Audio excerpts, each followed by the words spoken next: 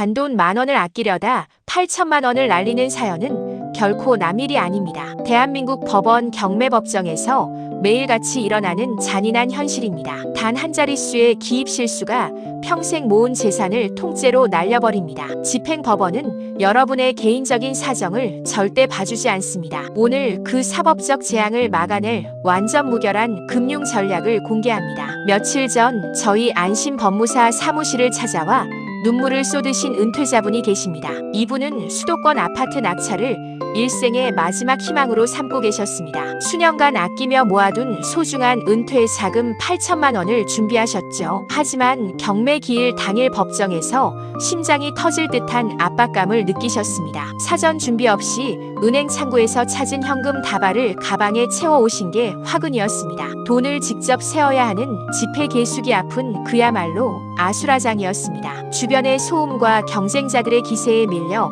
정신이 아득해진 순간이었습니다. 법원의 입찰 마감종이 무정하게 울려 퍼지기 시작했습니다. 그분은 다급하게 돈을 세어 봉투에 밀봉하고 투찰함에 던졌습니다. 개찰이 시작되고 마침내 그분의 성명이 힘차게 호명되었습니다. 당당히 최고가 매수 신고인 지위를 획득하며 객석에서는 탄성이 터졌습니다. 하지만 그 기쁨은 단 3분 만에 참담한 절망으로 바뀌었습니다. 집행관이 보증금 부족을 이유로 당해 낙찰의 최종 무효를 선언한 것입니다. 너무나 떨린 나머지 현금 뭉치 속에서 10,000원짜리 지폐 한 장이 누락되었습니다. 단돈 10,000원의 예치 부족분 때문에 일생의 역작이었던 낙찰 기회가 증발했습니다. 진짜 재앙은 법정을 걸어 나온 다음에 찾아왔습니다. 통화 긴축 기조 속에서 무리하게 고가 낙찰을 받았던 다음 응찰자가 있었습니다. 그 응찰자마저 잔금 대출 승인이 거절되면서 대금을 미납하는 사태가 벌어졌습니다. 결국 해당 자산은 집행법원에 의해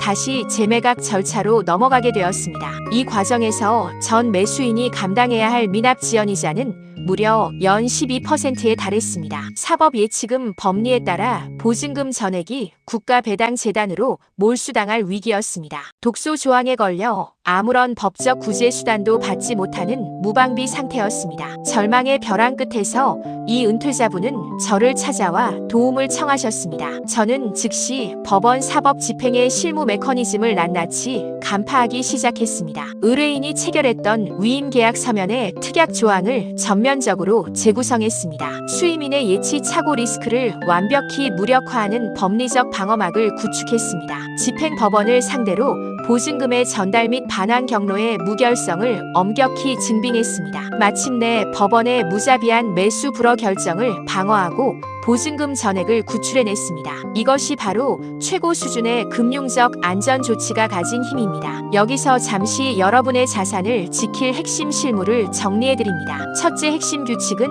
현금 투차를 절대 금지하는 것입니다. 둘째 안전장치는 대형 시중은행에 자기 압수표 한 장으로 발행하는 것입니다. 셋째 필수 확인 사항은 재매각 사건에 강화된 보증금 요율을 적용하는 것입니다. 넷째 방어 전략은 연 12%에 달하는 미납 지연이자를 사전에 차단하는 것입니다. 이 4가지 메커니즘만 기억하셔도 전 재산을 안전하게 보호할 수 있습니다. 일반 투자자들이 가장 많이 실수하거나 법률 브로커에게 속기 쉬운 사각지대 3가지가 있습니다. 첫 번째 사각지대는 재매각 보증금의 함정입니다. 일반적인 경매 사건의 보증금은 최저 매각 가격의 10%를 적용합니다. 하지만 종전 낙찰자가 대금을 미납하여 다시 나오는 재매각 사건은 전혀 다릅니다. 법원은 예외적으로 통제 조건을 신설하여 요율을 20% 혹은 30%로 강화합니다. 이를 안구로 대조 확인하지 않고 10%만 제출하면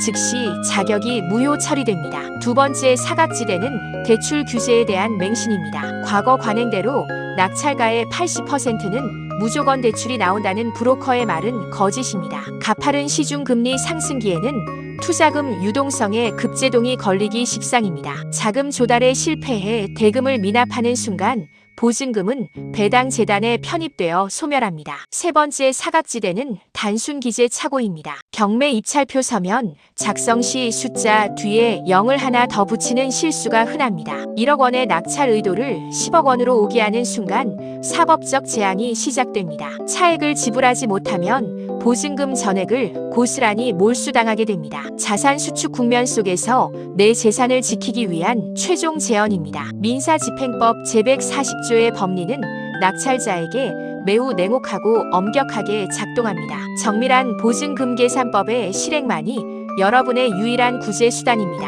지금 당장 실행해야 할 확실한 행동 지침을 제시합니다. 경매 기일 당일 새벽 대법원 경매정보 홈페이지에 상세 검색 메뉴를 조회하십시오. 고유 사건 번호를 입력한 뒤 법원이 통지하는 보증금 조건을 눈으로 대조하십시오. 그리고 당일 아침 9시 20분 전후에 조기 수표 발행 시간을 완벽히 엄수하십시오. 청사 내부 수표 발행처를 방문하여 완벽한 신용도가 증빙된 수표 한 장을 만드십시오. 대법원 2010-SS 판례가 명시하듯 사법 예치금의 정합성은 절대적입니다. 철저한 금융공학적 방어 조치만이 일생의 고열로 일군 자산을 지켜냅니다. 오늘 전달해드린 냉철한 법리 정보가 도움되셨다면 구독과 좋아요 부탁드립니다. 기재 실수를 원천 차단하는 입찰 서류 양식은 영상 아래 설명란에 있습니다. 블로그 링크를 클릭하시면 핵심 판례 전문 리포트를 즉시 다운로드할 수 있습니다. 안전하게 자산을 증식하는 그날까지 안심법무사가 늘 함께하겠습니다. 지금까지 전국구 안심법무사였습니다. 감사합니다.